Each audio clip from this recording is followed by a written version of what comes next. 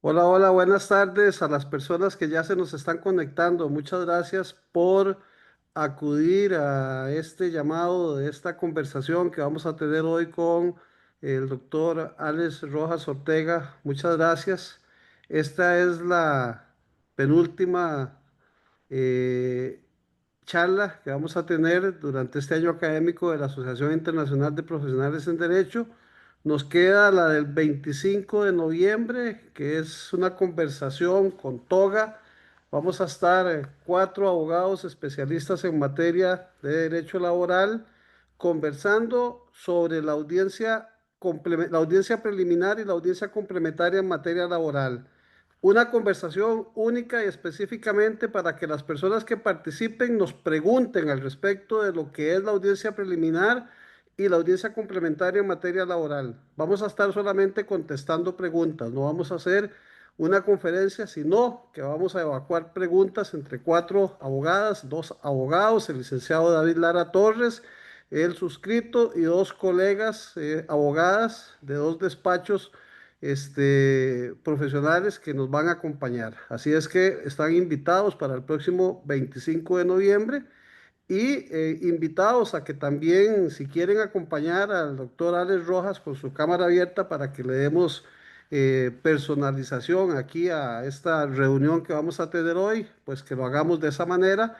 Y invitarlos a que también nos ayuden a compartir en el Facebook IP de Live de la asociación para que más personas pues puedan también ampliar con el conocimiento que hoy tenemos. Hoy tenemos un tema bastante interesante relacionado con el control convencional y la jurisprudencia. Es importante saber que el control de convencionalidad nos muestra que la protección de los derechos humanos exige un diálogo constante entre la jurisprudencia interamericana y la justicia constitucional. Su fuerza normativa obliga a que toda autoridad interprete y aplique el derecho conforme a los estándares de la Convención Americana, fortaleciendo así el Estado de Derecho y la vigencia real de la dignidad humana. Don Alex, le agradecemos mucho que usted haya sacado de su tiempo para acompañarnos hoy día en esta charla. Y don Frederick Pincay, usted como moderador queda al mando de esta bonita conversación que vamos a tener hoy con don Alex. Don Frederick, le damos la palabra.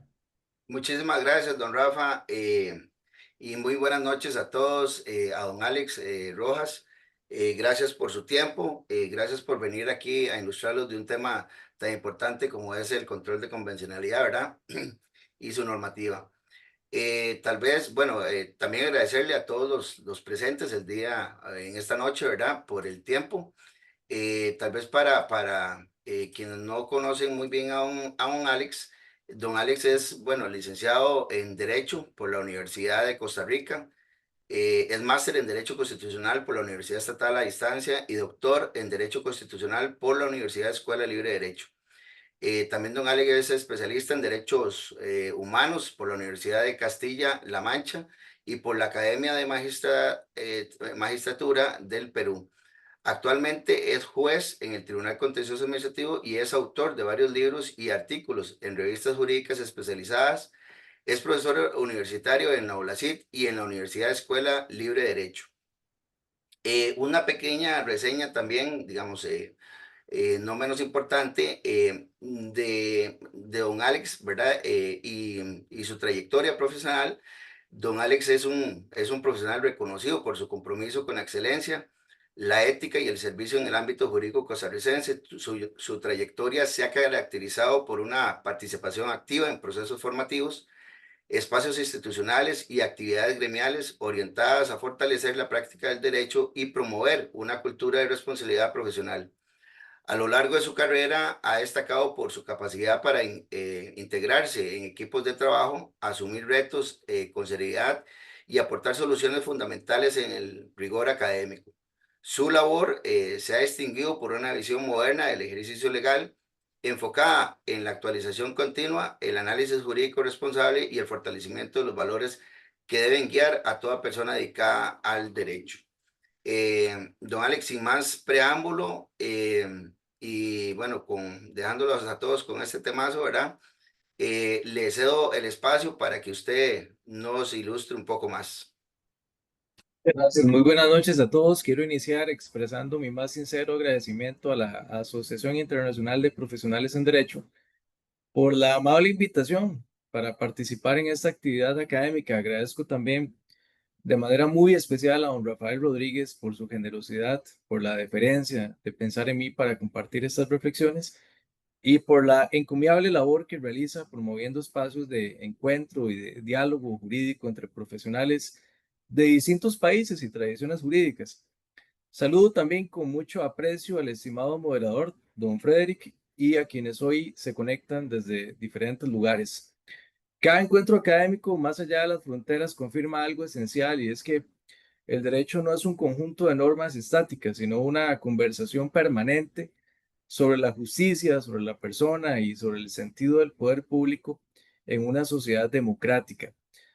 Me alegra profundamente poder compartir este espacio en torno a un tema que nos convoca y es la fuerza normativa del control de convencionalidad y su impacto en la justicia constitucional y también en la administrativa contemporánea. El control de convencionalidad constituye quizá una de las más relevantes transformaciones que ha experimentado el derecho público latinoamericano en las últimas décadas. Y es que esto no es solamente un concepto técnico o una doctrina jurisprudencial, es una forma distinta de entender el poder y el derecho. Un paradigma que nos recuerda que la autoridad estatal no se legitima por el mero ejercicio de la competencia, sino por la fidelidad a los derechos humanos. Desde el surgimiento del control de convencionalidad en el seno de la Corte Interamericana, los estados parte de la Convención Americana y especialmente los jueces quedan investidos con una responsabilidad ineludible, velar porque el derecho interno se ajuste a los estándares de la Convención Americana sobre Derechos Humanos. Actualmente el control de convencionalidad exige que todas las autoridades públicas y no solamente los jueces confronten las normas, los actos, las decisiones internas con el parámetro convencional.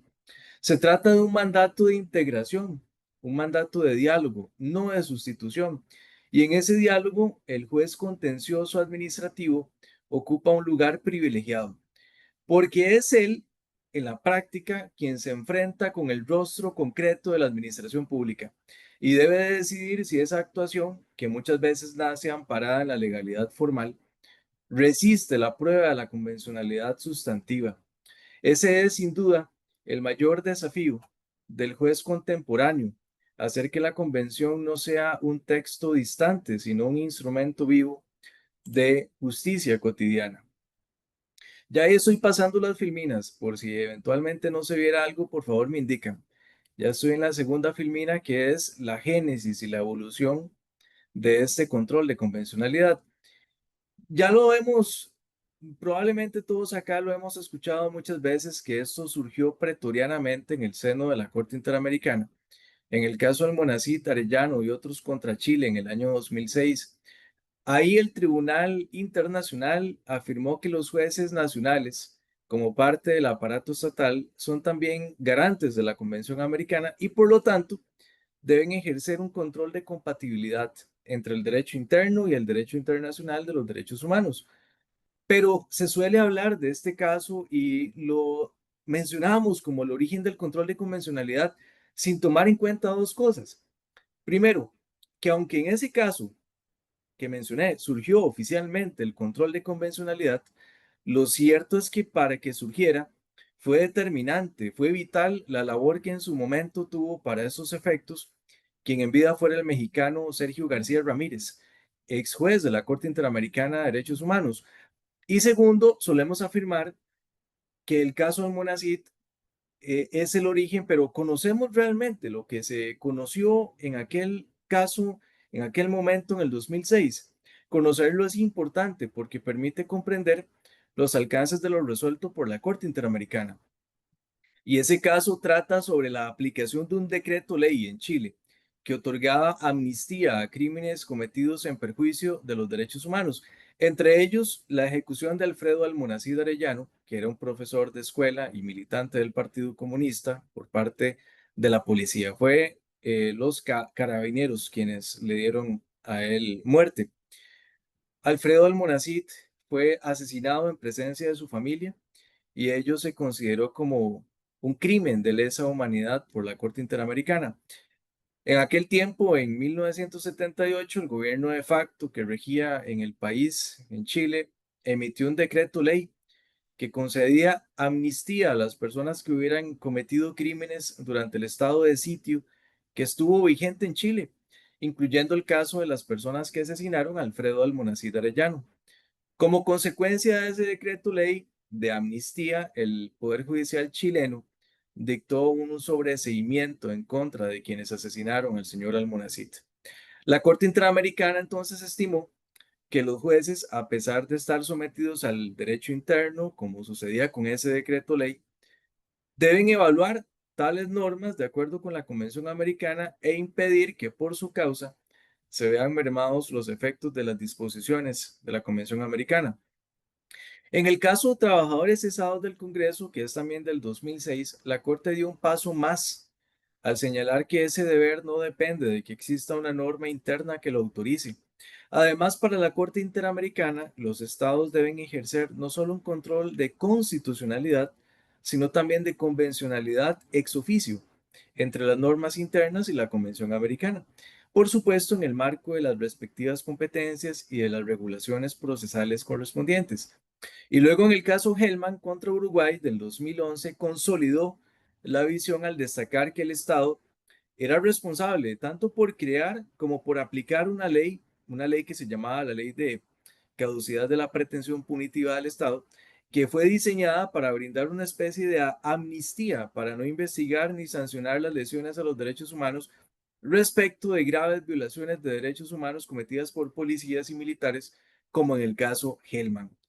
A partir de entonces se configuró un nuevo mapa del Poder Judicial en América Latina, uno donde los tribunales nacionales dejaron de ser meros aplicadores del derecho interno para convertirse en intérpretes de la compatibilidad del ordenamiento con los estándares interamericanos. Y en ese contexto, el juez contencioso administrativo asume una función doble. Debe controlar la legalidad de las conductas de la administración pública, pero también su convencionalidad, lo que implica valorar si el ejercicio del poder público respeta los límites impuestos por el estándar interamericano.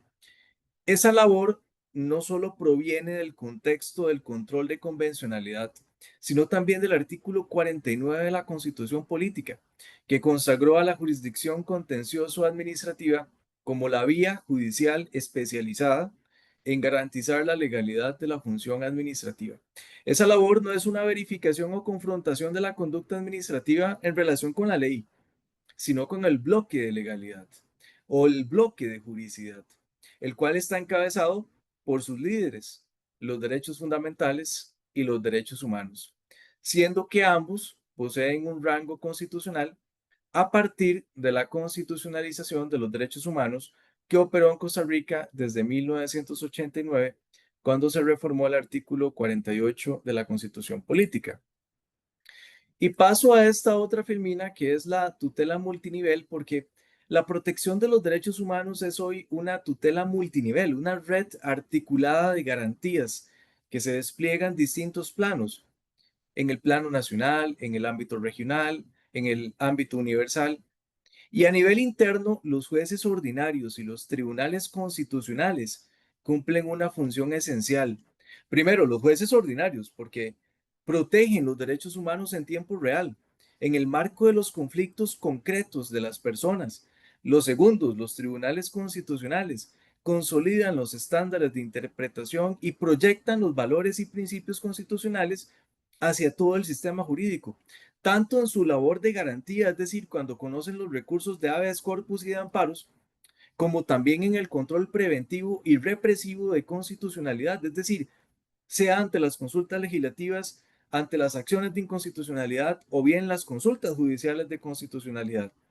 A nivel regional, tenemos al lado de la Corte Interamericana, tenemos también el Tribunal Europeo de Derechos Humanos, tenemos a la Corte Africana de Derechos Humanos y de los Pueblos, que actúan entonces como instancias de control y de orientación. La Corte Interamericana, que es quizá la que para nosotros tiene una mayor relevancia por su vinculatoriedad, ejerce funciones contenciosas, consultivas, de supervisión de cumplimiento y también adopta medidas cautelares o provisionales. En el ámbito universal, los órganos de las Naciones Unidas y sus tratados especializados conforman otro eje de protección complementaria. Ese entramado, entonces, lejos de fragmentar la justicia, refuerza el principio de subsidiariedad y de complementariedad, porque los derechos humanos se protegen primero en casa, por los jueces nacionales, y solo cuando ese sistema falla interviene la instancia internacional. Así, el control de convencionalidad no despoja al Estado de su soberanía judicial, sino que la reafirma en una clave de responsabilidad compartida. Cada juez nacional se convierte en el garante de la Convención Americana. Y cuando ese juez es un juez administrativo, el impacto es aún más profundo, porque se trata de aquel que revisa las decisiones y las actuaciones del poder público, el espacio donde los derechos se encuentran con la gestión de las administraciones públicas. Y esto nos provoca otro efecto de gran relevancia y es el diálogo entre cortes. El diálogo entre cortes es la expresión más visible de esta nueva era del derecho. Ocurre cuando una sentencia nacional cita o se inspira en decisiones de tribunales internacionales, de tribunales supranacionales, cuando hay un eco de interpretación recíproco entre jurisdicciones.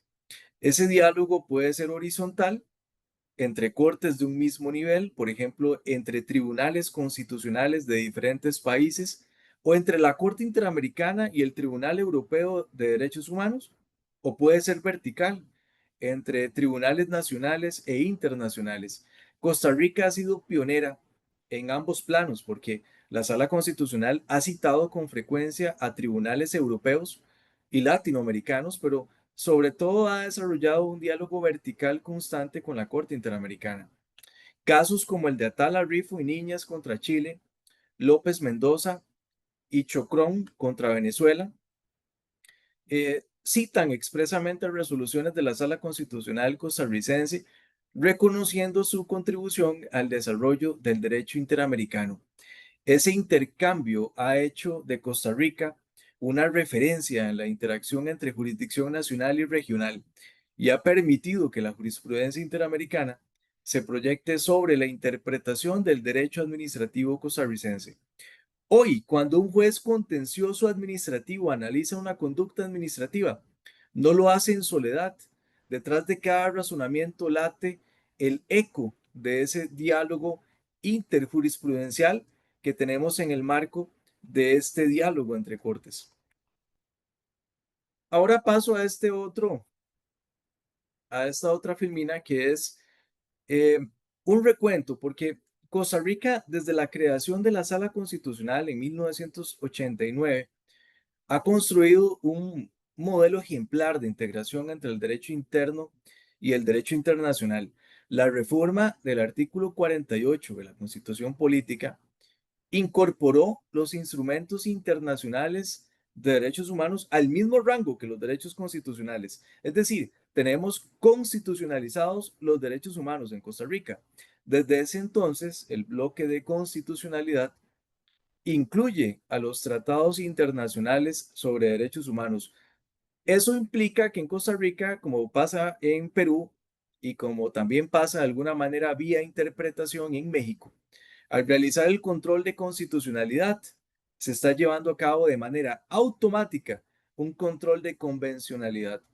Pero la Sala Constitucional fue más allá porque desde el año 2006, cuando se creó el control de convencionalidad, pues ya nosotros teníamos antes de eso algunas resoluciones bastante importantes que quisiera mencionar. Hay más, pero quisiera mencionar las que considero son las emblemáticas.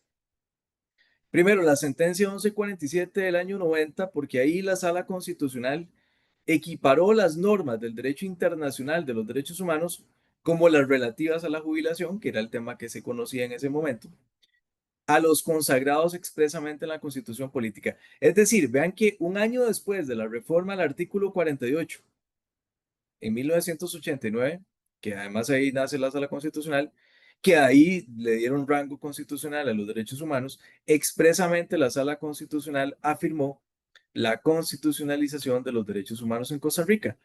Venimos a la 1739 del 92 porque esta sentencia, además de establecer un elenco de los elementos propios del debido proceso, aplicables en la vía contencioso administrativa, como podríamos decir el derecho de defensa, la intimación, la imputación, el juez natural, el non bis in idem, principio de inocencia, se refirió además al principio del debido proceso sustantivo. Y en relación con ese principio, la sala afirmó que las normas, para que sean válidas, deben no solamente haber sido aprobadas por los órganos competentes, como por ejemplo sería la Asamblea Legislativa, y mediante los procedimientos formales dispuestos para ello, sino que además deben ser conformes con la ideología constitucional, porque se conformen, porque se ajusten con las normas, con los principios, con los valores supremos de la Constitución política, como son los de orden, de paz, seguridad jurídica, justicia, libertad, dignidad humana.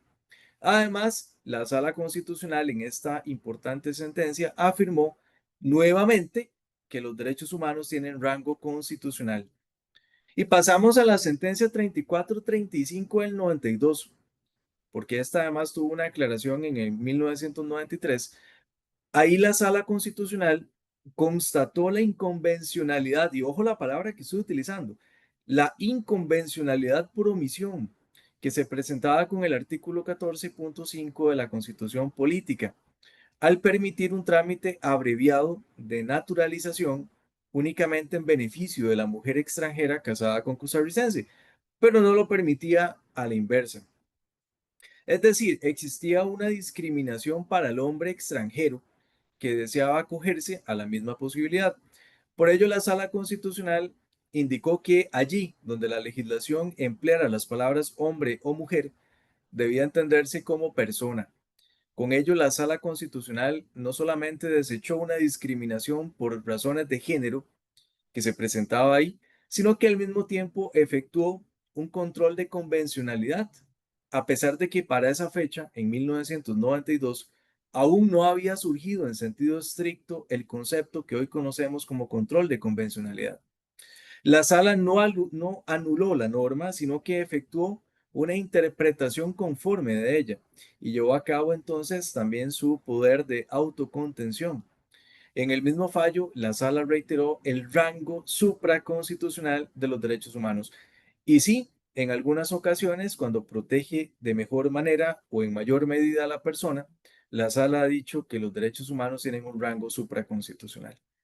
Luego tenemos la 3805 del 92, y en esta sentencia la sala indicó que con la reforma al artículo 48, nuevamente nos devolveríamos al 89, año 1989, los instrumentos internacionales sobre derechos humanos tienen rango superior al de los demás y además complementan la parte dogmática de la Constitución política.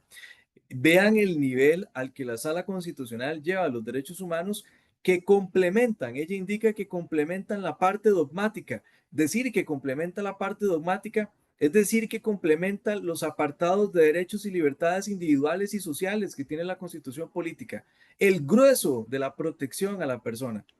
Luego en la sentencia 2313 de 1995, que esta es una acción de inconstitucionalidad que se había presentado en contra de la ley orgánica del Colegio de Periodistas porque exigía la colegiatura obligatoria para ejercer el periodismo.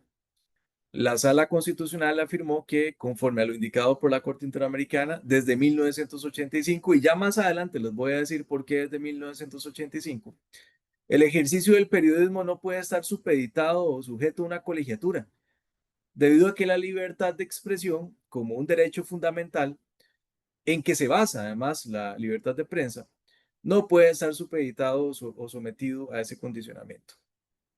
Además, y esto es muy relevante, en esta sentencia, la Sala Constitucional indicó que las opiniones consultivas de la Corte Interamericana son vinculantes y los instrumentos internacionales de derechos humanos, en la medida que otorguen mayores derechos o garantías, priman por sobre la constitución política. Y eso que acabo de mencionar, que son vinculantes las opiniones consultivas, no es poca cosa, porque a nivel nacional todavía tenemos algunas pues posiciones encontradas acerca de si son o no son vinculantes estas decisiones o interpretaciones que toma la Corte Interamericana. Luego pasamos a la sentencia 223 del 2000. Ahí la Sala Constitucional afirmó que los derechos humanos son inherentes a la dignidad humana, a la dignidad intrínseca de la persona, y que el Estado no los crea, sino que simplemente los descubre, ni tampoco los otorga, sino que simplemente los reconoce. En la sentencia 9685 del 2000, en ese momento la Sala lo que analizó fue el Estatuto de Roma de la Corte Penal Internacional.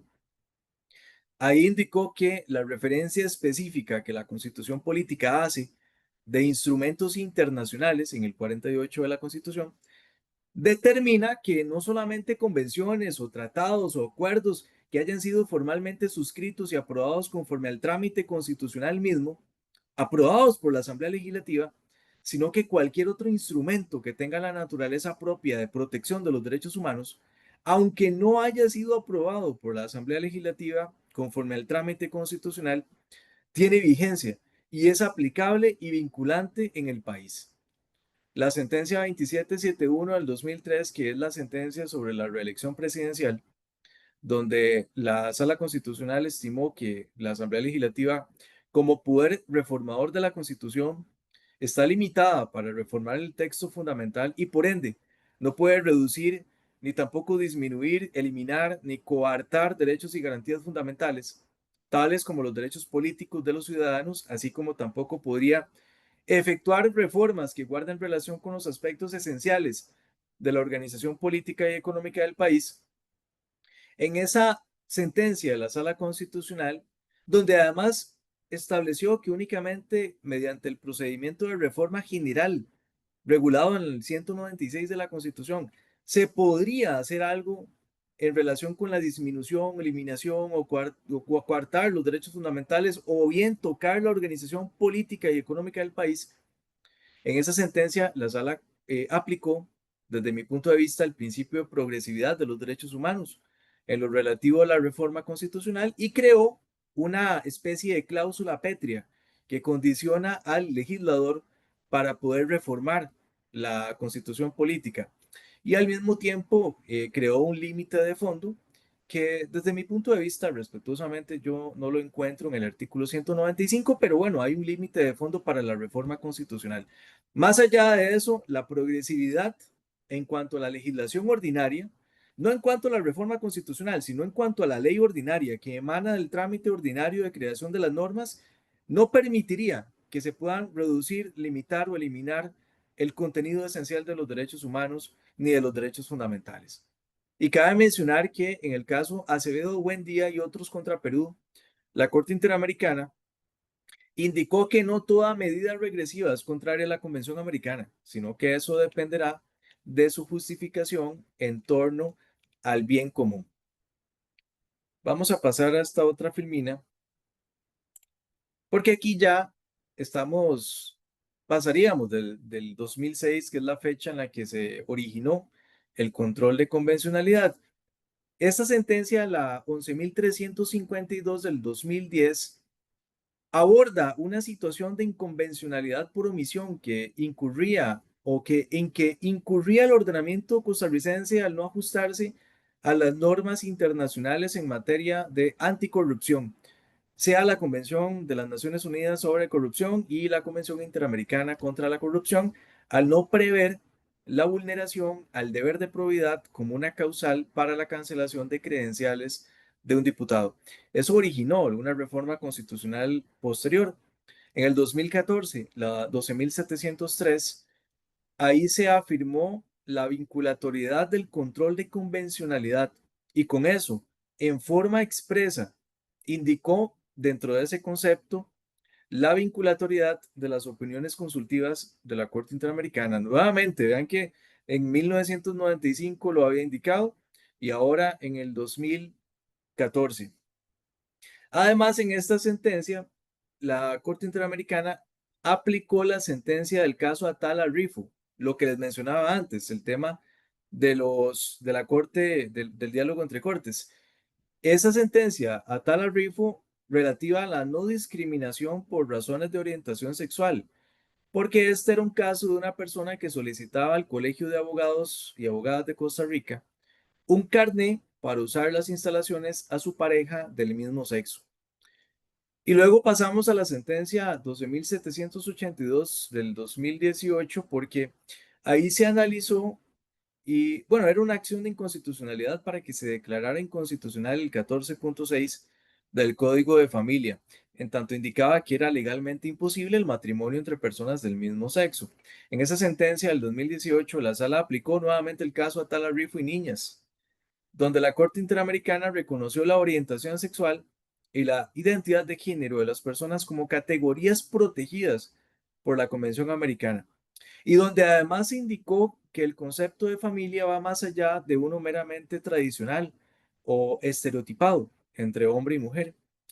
La Sala Constitucional además aplicó la opinión consultiva 24-2017, cuando precisamente la Corte Interamericana afirmó que del principio de dignidad humana deriva la plena autonomía de la persona para escoger con quién quiere sostener un vínculo permanente y marital, sea natural, una unión de hecho o solemne el matrimonio, y que ese vínculo merece igualdad de derechos y protección sin importar la orientación sexual de sus contrayentes. La sentencia 16.542 del 2021, esa sentencia refiere a la no discriminación derivada también de la orientación sexual y de la identidad de género autopercibida. De manera que lo que en esa sentencia se buscó es que no hubiese una discordancia entre el género desplegado por una persona en su vida cotidiana y el consignado en un documento de identidad. Eso para evitar la discriminación y no lesionar a la persona. La sentencia 24.807 del 2021, que este fue un amparo interpuesto por la Defensoría de los Habitantes en relación con el uso del fipronil, que es un insecticida autorizado para uso agrícola, el cual se ha relacionado con la muerte masiva de abejas. Y como sabemos que tiene una función de polinizadores esencial que es algo fundamental en los ecosistemas naturales como en la vida agrícola. La sala en esta oportunidad aplicó la opinión consultiva 23-2017, porque esa opinión consultiva se refiere a la interrelación entre la protección del medio ambiente y la realización de otros derechos, en tanto la degradación del medio ambiente afecta el goce y desarrollo efectivo de los derechos humanos. En esa misma oportunidad, la Corte, estoy hablando de la 23-17, la Corte afirmó que no se trata únicamente de proteger a la naturaleza por su utilidad o efectos, sino porque realmente tiene una incidencia manifiesta sobre nosotros, sobre todas las personas. Y eso lo aprovecho para mencionarlo porque tenemos una reciente opinión consultiva, que es la 32-2025, sobre la emergencia climática y los derechos humanos. Y ahí se da un reconocimiento a la naturaleza como sujeto de derechos, es decir, como titular de protección jurídica autónoma. De esa manera, entonces, la sala no solamente consolidó el control de constitucionalidad, sino que dio lugar a un control de convencionalidad interno que hoy permea todas las jurisdicciones, incluida la contencioso administrativa. Cada juez costarricense, incluso en el control de legalidad de la conducta administrativa, ejerce una doble función. Primero, porque garantiza la legalidad formal y sustancial de la función administrativa, y por el otro lado, porque verifica su conformidad con los derechos fundamentales y los derechos humanos. En simples palabras, la constitucionalización y la convencionalización del derecho administrativo son dos caras de una misma moneda. Ahora bien, no podríamos dejar de mencionar algunos casos específicos del impacto que ha tenido esto en Costa Rica, a nivel internacional, ya a nivel de la Corte Interamericana, el impacto en Costa Rica.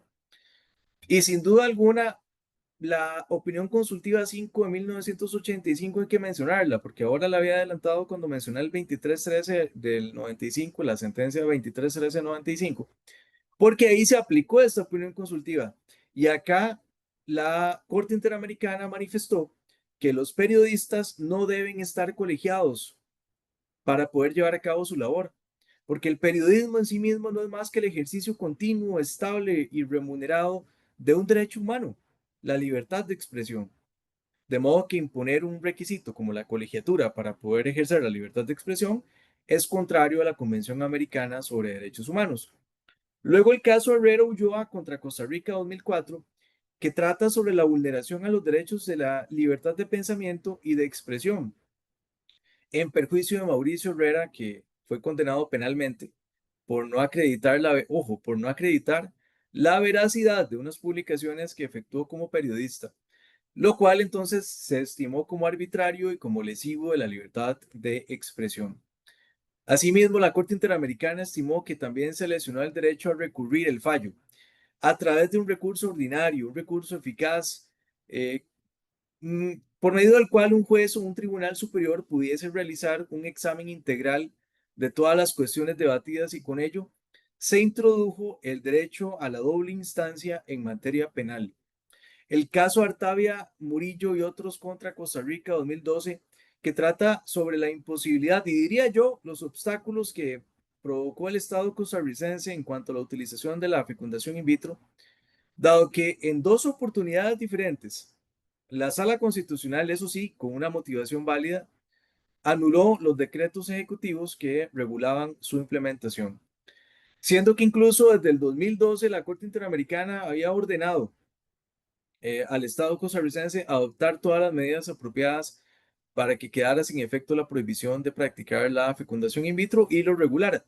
No obstante, entonces no fue sino con ocasión de una sentencia de supervisión de cumplimiento emitida en el 2016 que se determinó como habilitada la técnica de la fecundación in vitro y el segundo decreto ejecutivo, que había sido anulado por la Sala Constitucional, mantuvo vigencia, por así disponerlo, la Corte Interamericana.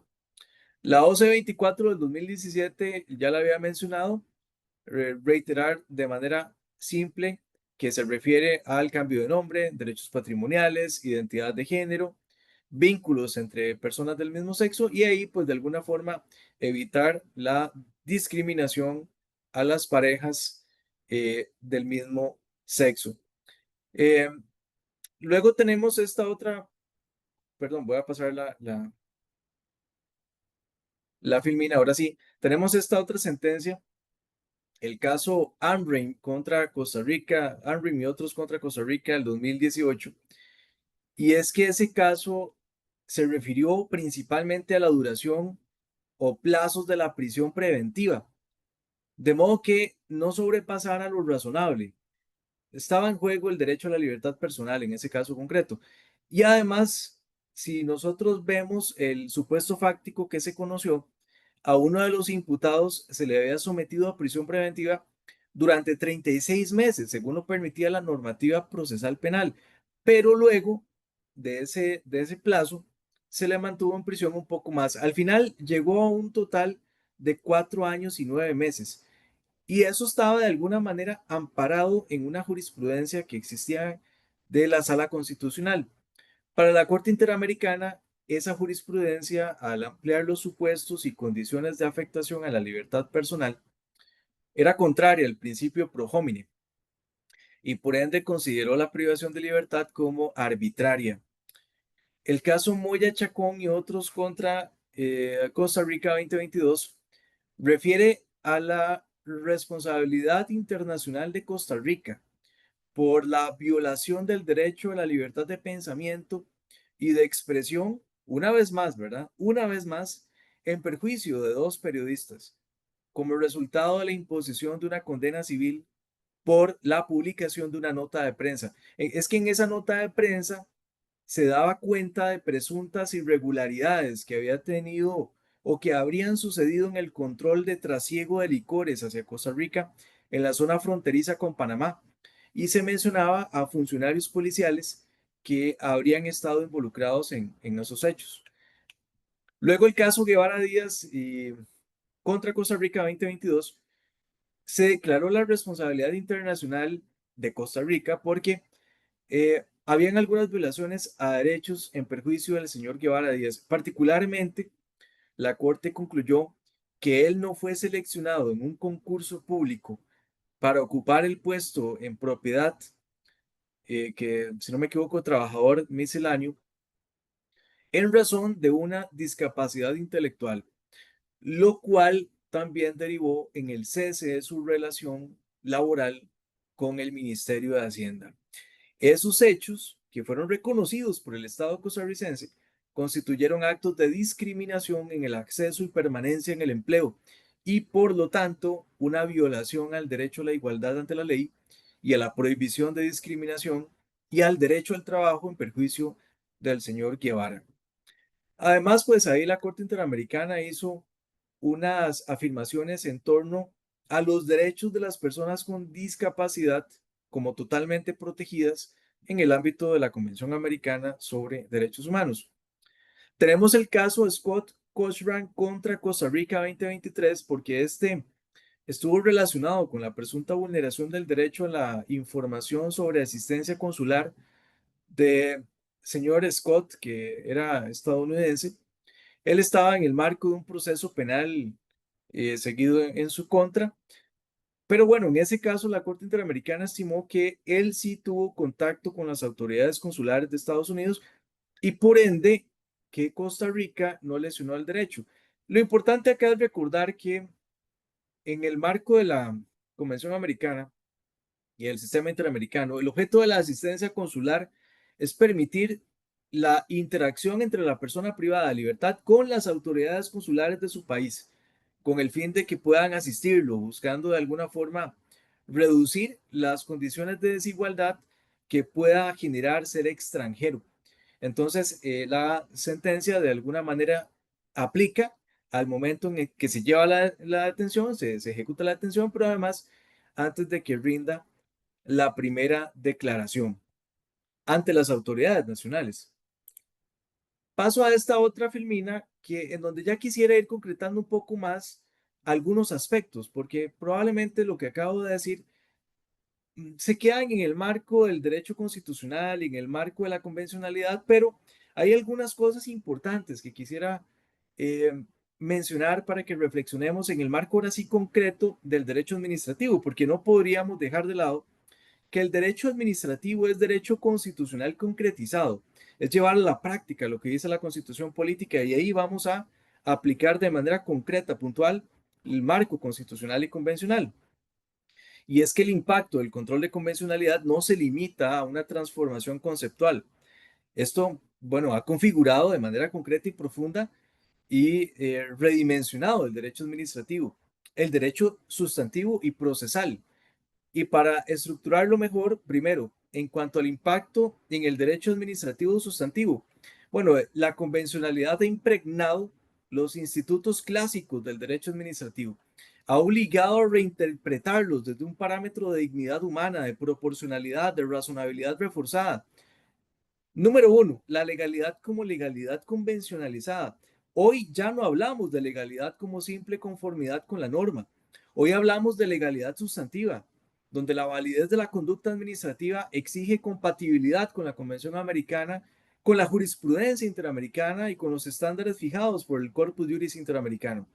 Esto implica que una conducta administrativa puede ser legal, pero tal vez inconvencional y por lo tanto nula, absolutamente nula. Dos, la discrecionalidad administrativa ya no es una sombra, ya no es un espacio de penumbra. La discrecionalidad es, y bueno, ha sido siempre un terreno fértil para la arbitrariedad.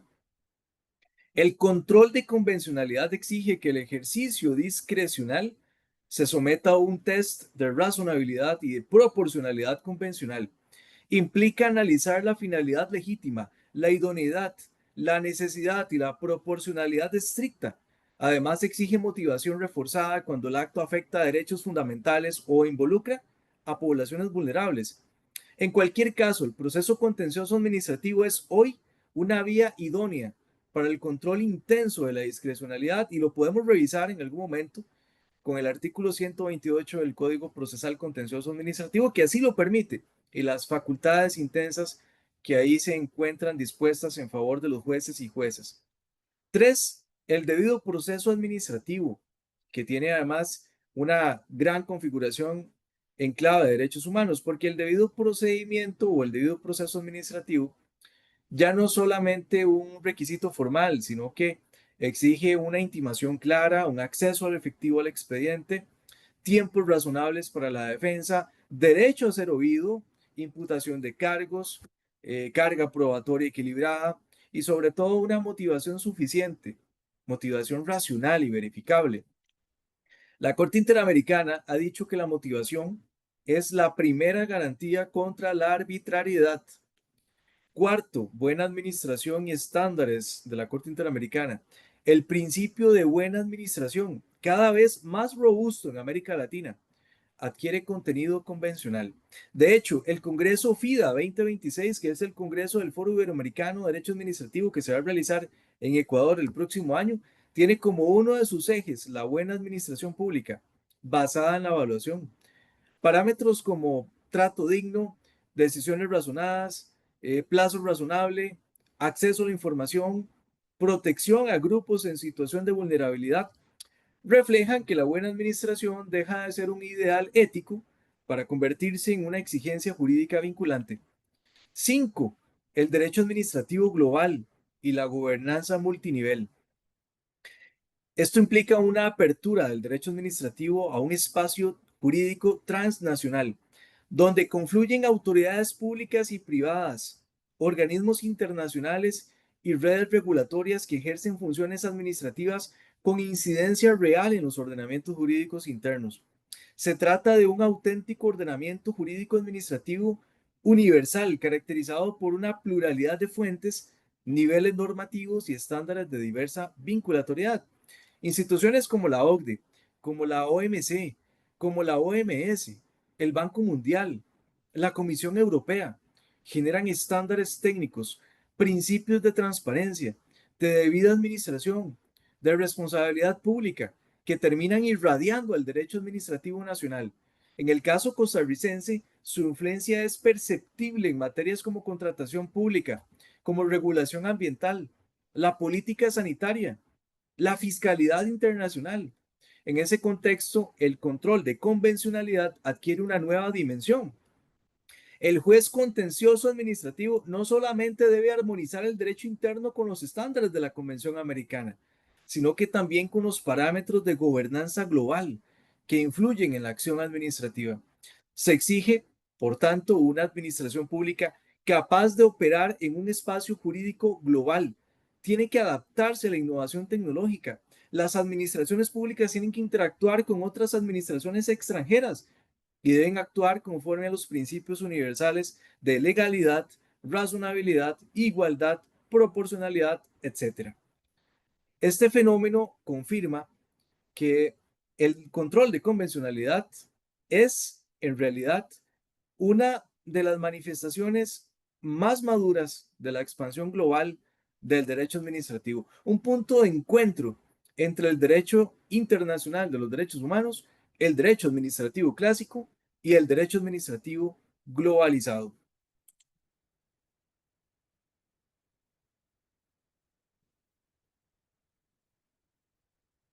Ya pasé la filmina, por si no se ve, me avisa.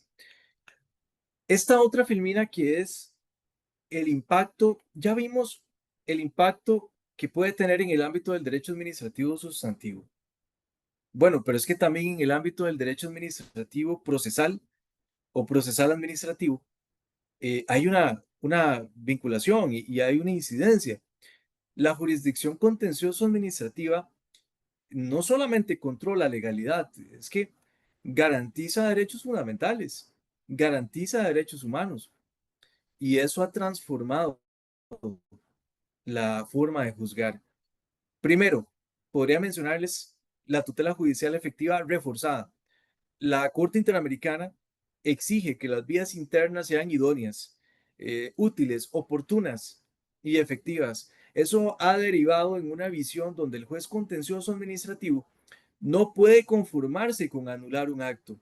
Debe reparar, restituir, prevenir nuevas violaciones. La sentencia debe ser un instrumento de tutela real y no un gesto meramente simbólico. Además, estamos en un momento perfecto para que cuestionemos institutos y que cuestionemos reglas procesales que desde mi punto de vista están desgastados y no se sostienen en el marco de un Estado constitucional de derecho. Cabe preguntarse, y yo los invito de manera muy respetuosa a que cuestionemos lo siguiente. Por ejemplo, cabe preguntarse si mantener o si es sostenible mantener privilegios formales como el agotamiento preceptivo en materia de contratación pública. ¿Es sostenible mantener un agotamiento preceptivo en materia municipal? Inclusive, tal como ya lo he dicho antes, donde es posible cuestionar si en efecto existe o no existe una norma que le dé fundamento a eso.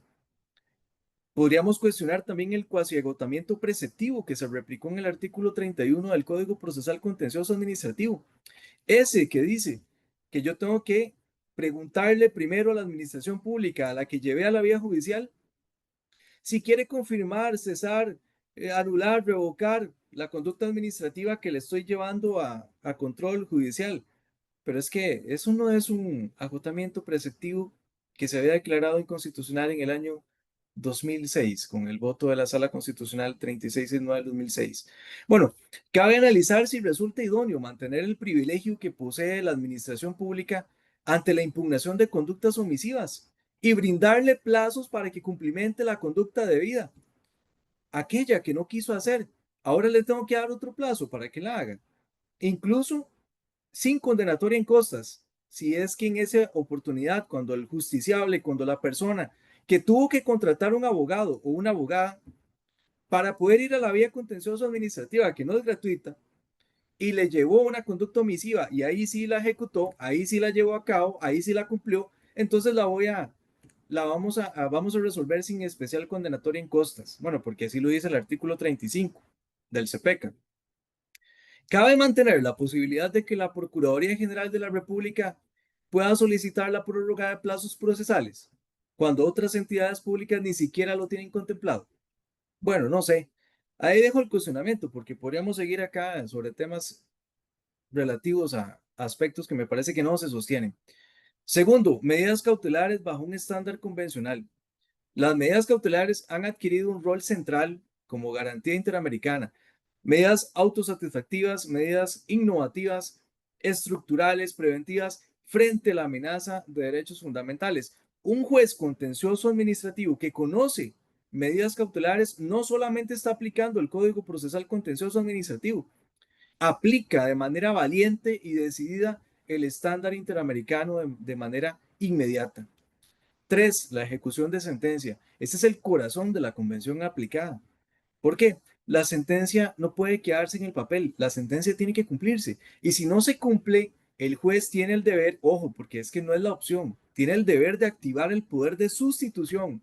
Sí, puede sustituir a la administración pública renuente, puede ordenar medidas coercitivas, puede hacer liquidaciones dinámicas, puede imponer órdenes estructurales, puede paralizar presupuestos, y además puede hacer un activo seguimiento de los casos, no dejarlos ahí prácticamente tirados. Una ejecución débil constituye en sí misma una obligación, una violación convencional, porque si ustedes revisan la Convención Americana sobre Derechos Humanos de manera precisa, ahí se indica lo relativo a la ejecución de sentencia. Si tenemos norma convencional relativa a la ejecución de sentencia. Los principios procesales como inmediación, concentración, oralidad, sana crítica, adquieren una dimensión reforzada porque en materia procesal estamos hablando del ejercicio de derechos fundamentales.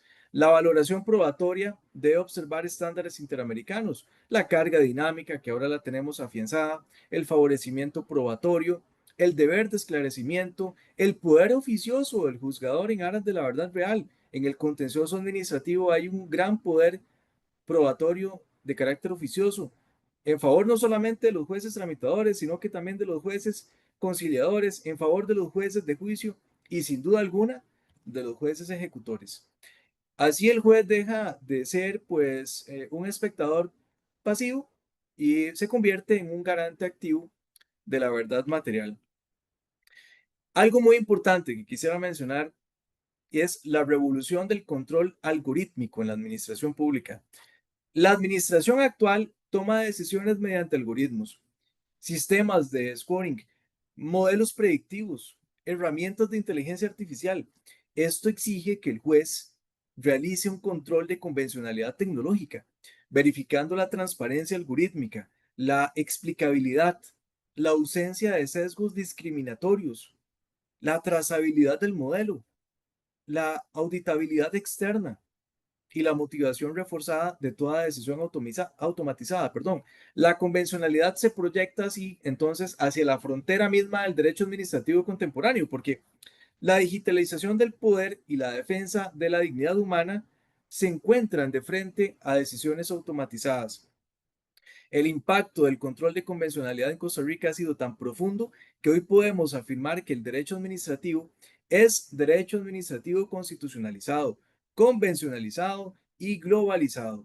No es un adorno académico, es una forma distinta de concebir la función pública, de concebir la función administrativa y la tarea del juez y de la jueza contencioso administrativa. La jurisdicción contencioso administrativa se ha convertido en un verdadero laboratorio de protección multinivel, donde confluyen principios constitucionales, estándares convencionales, técnicas procesales modernas y herramientas globales de control del poder público. Un juez que decide desde esta perspectiva no solo resuelve un conflicto, construye un Estado de Derecho, repara dignidades y fortalece la confianza democrática. Permítame concluir con una convicción que va más allá de lo jurídico. El control de convencionalidad no se ejerce solo con la pluma, se ejerce con la conciencia, porque ningún tratado, por más vinculante que sea, tiene fuerza si el juez no lo hace vivir en sus decisiones. El control de convencionalidad es, en el fondo, un acto de compromiso ético. Es decidir con la mirada puesta en la libertad y en la dignidad humana, aun cuando la norma parezca suficiente. El juez contencioso administrativo en particular encarna esa responsabilidad. No juzga desde la torre de la abstracción, sino que lo hace desde la realidad de las personas afectadas por la administración pública. Es ahí, en ese espacio entre el poder y la ciudadanía, donde la convencionalidad adquiere rostro y sentido. La fuerza normativa del control de convencionalidad no radica solo en los textos, sino en la decisión de los jueces y de las juezas de hacer efectivos los derechos. Servir a la Constitución y servir a la Convención es servir a las personas, al soberano que la Asamblea Legislativa representa y al ideal democrático que sostiene nuestra República. Porque un juez independiente, reflexivo y humano no solo aplica el derecho, lo ennoblece. Muchas gracias. Quedo a disposición de todos y de todas por si hubiese alguna duda. Y de nuevo, muchísimas gracias a la asociación, a don Rafael y al estimable colega, a don Frederick, que hoy nos ha hecho el favor de moderar este espacio. Muchas gracias a todos. Perfecto. Muchas gracias, don Alex. Excelente, excelente presentación y explicación del tema. Hay unas preguntas por acá. Bueno, vamos a ver. Don Eduardo Cortés García hace un comentario acá y dice que en Guevara Díaz, insisto en que los más de $100,000 en que nos condenaron deberían de ser recobrados de quienes en la sala constitucional le dijeron que su asunto no tenía nada que ver con derechos fundamentales. Es un comentario que deja ahí, no sé si esa manera de pregunta, ¿verdad? Pero digamos, la hace don Edward. Luego hace una pregunta por acá en el chat de Facebook, ¿verdad? Doña Shirley Díaz Mejías. Ella, bueno, era exdiputada. Dice, es exdiputada. Dice, ¿qué opinan? Y pregunta, ¿verdad? ¿Qué opina de la exclusión de la participación política como candidata a diputada, ¿verdad? Para la actual contienda electoral por no presentar una biografía y una fotografía que ya estaba en poder del Tribunal Supremo de Elecciones de la elección anterior? ¿Es esta medida desproporcionada, pudiendo subsanar el error material? Me imagino que, digamos, lo que dice doña Shirley, don Alex, es precisamente con lo que se establece en el artículo 148 del Código Electoral, que establece como requisito que cuando se presenta, digamos, se presenta, digamos, la inscripción de las candidaturas ante la dirección, ¿verdad? Digamos, general de candidaturas del registro, se debe presentar esa inscripción con la biografía de los candidatos, ¿verdad? Y una foto. Pero a nivel del reglamento, lo que se dice es que si digamos, el reglamento hace la restricción, que si no se presenta la inscripción con ese requisito, entonces se rechaza de plano toda digamos, la inscripción de la candidatura.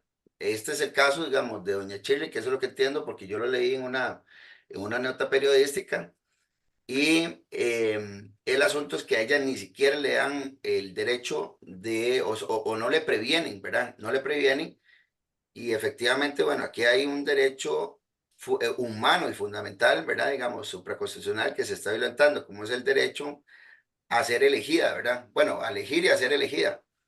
Entonces, eh, creo que por ahí hace la pregunta a ella y y pregunta, ¿verdad? O sea, ¿qué opina sobre esa situación? Porque esa limitación tiene que ver, digamos, o se restringe a nivel digamos, a nivel del reglamento, ¿verdad? Ni siquiera es digamos, a nivel de ley, sino, digamos, un requisito que si no se cumple, el reglamento lo que dice es que se rechaza, digamos, de plano. Sí, no, muy interesante la pregunta. Es un tema en donde confluyen una serie de aspectos y estaríamos hablando de un tema de reserva de ley, si hay reserva de ley para la regulación, si hay o no hay una vulneración a derechos. Me parece que el análisis debe enfocarse en la razonabilidad de proporcionalidad de la medida, valorar su idoneidad, su legitimidad, su necesidad y la proporcionalidad en sentido estricto. No quisiera hacer una afirmación yo directamente acerca de si eso lesiona o no. Me parece que es un tema político electoral, pero el punto es si lesiona o no lesiona la razonabilidad o no, la proporcionalidad y la legalidad. Habría que hacer la valoración propiamente. Entonces, alejado del tema político electoral, creo que jurídicamente ese es el parámetro sobre el cual se debería cuestionar o no el tema. Nada más una acotación. Sí les vamos a pedir que por favor las consultas sean sobre el tema en específico y no sobre situaciones de casos que estén tramitándose de manera personal. Comprendemos que don Alex Rojas es un juez de la República y él está limitado a hacer algunas consideraciones en relación con procesos que se están tramitando en la vía judicial. Nada más, don Freddy, miramos esas situaciones en relación con convencionalidad, que es lo que tenemos para efectos de evitar algún conflicto de intereses en el cual nuestro expositor pues no pueda darnos una respuesta por esa limitación que tiene. Perfecto.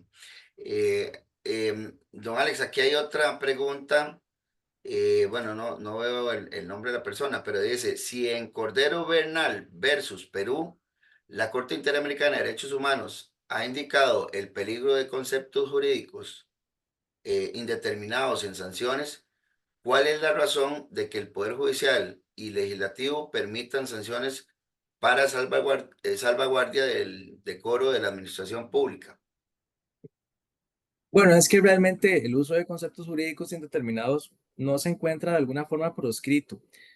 Tendríamos que eliminar, imagínense lo duro que sería eso, porque tendríamos que eliminar o prohibir el concepto de interés público, el de buena fe, el de utilidad. Entonces, no es en sí mismo que se encuentren prohibidos. El problema se da cuando son utilizados de manera arbitraria.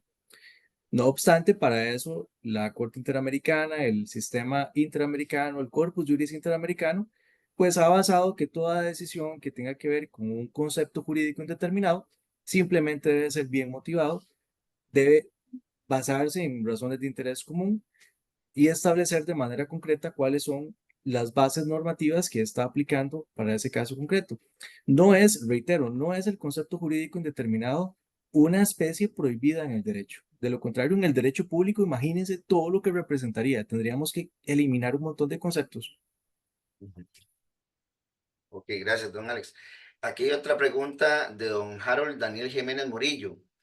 Eh, bueno, dice así, el 31, bueno, el artículo 31 del Código Procesal Administrativo se aplica en una sentencia constitucional. ¿Cuál es más? Bueno, es que para ver si le llego al tema, es que recordemos que la sentencia constitucional del 2006, que es la 3669, esa sentencia estableció el agotamiento preceptivo de la vía, ¿verdad? Entonces tenemos un agotamiento preceptivo desde el 2006.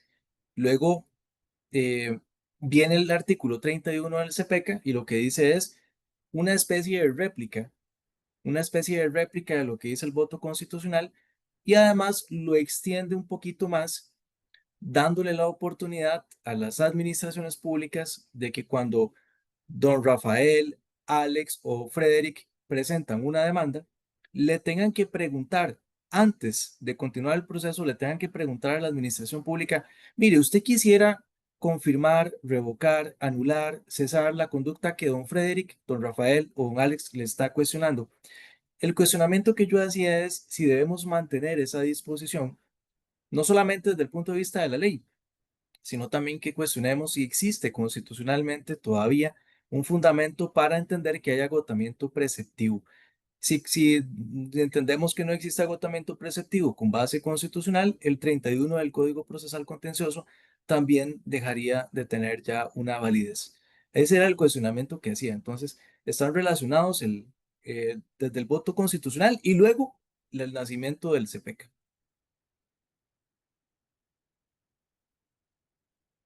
Qué raro, lo Aquí, escucho. sí, ahí. Ah, Por aquí tengo una última pregunta. Bueno, la veo como más bien como manera de comentario, pero dice, competencia de la Sala Constitucional en tutela de derechos fundamentales de naturaleza electoral y casos donde ha declarado inconstitucional actos o jurisprudencia del Tribunal Supremo de Elecciones. Como que si la sala más bien, es que sí, no está como muy claro, pero digamos, lo que entiendo es como que qué competencia tiene la sala constitucional, ¿verdad? En la tutela de derechos fundamentales de naturaleza electoral, en casos donde, o que si hay casos donde se ha declarado inconstitucional actos o jurisprudencia del Tribunal Supremo de Elecciones. pues sí ha pasado, sí ha pasado. Sin embargo, hay que recordar algo importante acá y es que la competencia de la Sala Constitucional es exclusiva en cuanto a garantía constitucional, es decir, protege derechos y libertades fundamentales y derechos humanos y controla aspectos de constitucionalidad, mientras que el Tribunal Supremo de Elecciones tiene un ámbito totalmente distinto, es materia político-electoral, cada quien tiene su propia competencia, son competencias exclusivas y excluyentes, así que en todo aquello en que sea propiamente y totalmente en esencia materia político-electoral, la sala constitucional pues no tiene competencia porque así lo dice la constitución política. No es un tema ni siquiera de interpretación, es un tema de competencia constitucional dispuesto constitucionalmente. Okay. Don Alex, y Frederick, eh, voy a intervenir. Don Alex, tengo una pregunta que me hacen en una visualización de las personas que están, más de 300 personas han visualizado esta charla por medio del Facebook Live de Live y tenemos 30 personas conectadas acá en pantalla con usted. Si en la sentencia del caso Sutecasa versus Perú se indica que el Estado no puede restringir la negociación colectiva, y así lo dijeron a Costa Rica en la opinión consultiva OC 2721, ¿cuál es la razón de no aplicar dicha sentencia y consulta a Costa Rica? Bueno, es que me parece que ya la pregunta en sí misma viene con una valoración, porque está diciendo la pregunta, el enunciado de la pregunta es que no aplica a Costa Rica. Desde mi punto de vista, respetuosamente, por supuesto, no estimo que en la sentencia se haya indicado que no aplique en algunos casos concretos o que Costa Rica no haya querido aplicarla. Lo que pasa es que nosotros tenemos una regulación y es propia de las reglas del derecho público y del derecho administrativo. Es más, si ustedes y yo revisáramos y empezáramos a hacer un análisis del 111, 112 de la Ley General de la Administración Pública, hay ciertas regulaciones ahí que implican que la negociación colectiva no es exactamente compatible con el ejercicio de la función pública o la gestión pública de la administración pública. ¿Por qué?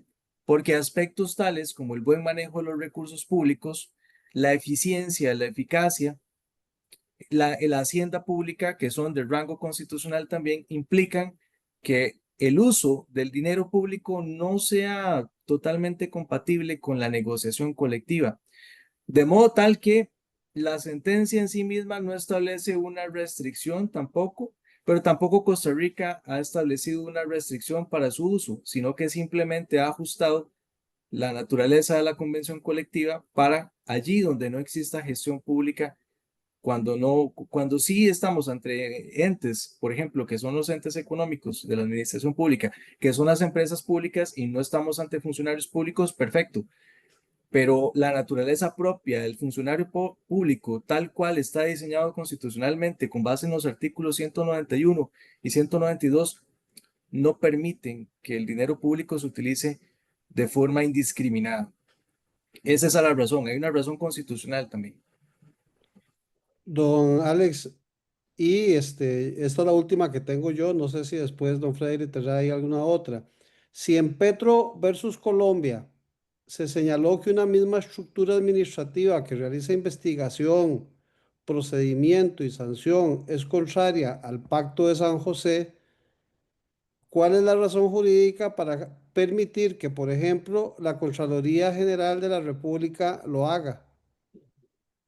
Don Rafael, no quisiera referirme a esa pregunta porque es un tema en el que me puede llegar a la jurisdicción contencioso administrativa el análisis de si efectivamente lo que está haciendo la Contraloría o no lesiona el caso Petro. Y le voy a decir por qué. Porque básicamente el caso Petro lo que impide es que una misma autoridad, un mismo órgano, lleve a cabo la instrucción y la decisión del caso. Nosotros en Costa Rica, en el derecho administrativo, tenemos un órgano director y tenemos un órgano decisor, de modo tal que el órgano director instruye, el órgano decisor toma la decisión. El cuestionamiento se da ahí en cuanto a si la Contraloría está llevando a cabo ella solita la labor de instruir y también de decidir, y por ende sería la misma unidad u órgano tomando ambas competencias. Eso, desde el marco o el punto de vista perdón, la sentencia del caso Petro, podría ser inconvencional. El tema es que si me manifiesto sobre eso, prácticamente podría estar adelantando criterios sobre una eventual demanda contencioso administrativa en contra de ese tema. Entonces preferiría nada más hacer el elenco de lo que pasó y no tomar una decisión o criterio al respecto. Perfecto, muchas gracias, don Alex. Freddy, no sé si hay algo más, si no, Eh, pues. Hay una última pregunta aquí. Eh, Dice que la Corte Interamericana, bueno, que se puede explicar el voto o si puede comentar lo del voto Yatama versus Nicaragua y Castañeda Guatemala versus México. Goodman versus México. Bueno, es que el caso Yatama contra Nicaragua tiene una particularidad directa e incisiva sobre Costa Rica, y es que las decisiones del Tribunal Electoral nicaragüense de alguna forma fueron obligatoriamente revisadas o revisables ante el Poder Judicial. ¿Qué pasa con Costa Rica? Costa Rica tiene un Tribunal Supremo de Elecciones en donde sus decisiones no son revisadas por el Poder Judicial. De hecho, con el Tribunal Supremo de Elecciones se quiebra, porque así lo establece la Constitución Política, se quiebra el principio de reserva de jurisdicción que le impone al Poder Judicial esa atribución de conocer, resolver y ejecutar con autoridad de cosa juzgada material los conflictos. Pero se quiebra en Costa Rica porque todo conflicto político electoral e inclusive en materia de derechos fundamentales con el amparo electoral es reserva del Tribunal Supremo de Elecciones. ¿Existe en Costa Rica un recurso frente o ante el Poder Judicial en relación con lo que resuelva el Tribunal Supremo de Elecciones? No lo existe, ¿verdad? Entonces el cuestionamiento que se ha dado es, ¿Costa Rica lesiona o no lesiona lo que se dijo en el caso de Yatama contra Nicaragua? Bueno, habría que hacer la valoración, pero el punto es que allá se estableció la obligación de que las decisiones del Tribunal Electoral nicaragüense pues fueran revisadas por el Poder Judicial. Ahora hay que tomar en cuenta algo importante, y no quisiera hacer un análisis de esa naturaleza, pero hay que tomar en cuenta que la realidad de un Estado como Nicaragua y la realidad de un Estado como Costa Rica son muy distintas. Tenemos una institucionalidad y un Estado constitucional de derecho muy sólidos. de modo tal que la realidad de en aquel momento, en cuando se conoció el caso Yatama contra Nicaragua, pues no coincide exactamente con la realidad costarricense y la solidez que tiene el Tribunal Supremo de Elecciones y su base importante de rango constitucional. Entonces, bueno, ahí dejo el contexto también de lo que pasó en el caso Yatama contra Nicaragua, la situación que se cuestionó y si podríamos cuestionar todos acá si efectivamente es necesario traer o no traer esa sentencia a nuestra realidad, tomando en cuenta que tenemos una sólida democracia constitucional. Eh, bueno, don Rafa, aquí ya hay una última pregunta, no sé si la hacemos. Es de don Mario Sánchez y dice, ¿debe el juez hacer consulta de constitucionalidad si hay antinomia entre una ley y la convencionalidad? Bueno, debe el juez realizar la consulta a la sala constitucional precisamente porque estamos dentro de un contexto de un control concentrado de constitucionalidad. Entonces, no solamente porque el artículo 10 de la Constitución Política dice que es reserva de la Sala Constitucional todo lo relativo al control de constitucionalidad, a la declaración de inconstitucionalidad de una norma, sino porque además el artículo 8 de la Ley Orgánica del Poder Judicial así lo impone. Entonces, los jueces no podemos tomar ninguna decisión que tenga que ver con la declaración de inconstitucionalidad de ninguna norma. Si tenemos duda fundada, hay que hacerle la consulta al órgano especializado en materia constitucional, que es la Sala Constitucional. Ujú. Don Rafa, bueno, y prácticamente esas serían todas las preguntas, y don Alex. Eh, yo creo que por ahí estamos, ¿verdad? Sí, sí. Agradecerle, don Alex, la disposición que usted ha tenido. En realidad es un tema bastante rico, hay mucho que conversar, hay muchas resoluciones que inclusive cada resolución nos llevaría pues probablemente una charla para poder comprender y sacar lo que cada una de ellas consigo mismo trae. El control difuso de convencionalidad tienen cada uno de los jueces de Costa Rica que garantizarlo, efectivamente, porque el juez es el que garantiza ciertamente que ese proceso no solamente esté conforme a lo que dice nuestra Constitución, sino que esté conforme a lo que dice el derecho convencional por ser norma supraconstitucional. Y eso es parte de lo que nosotros tenemos que comprender.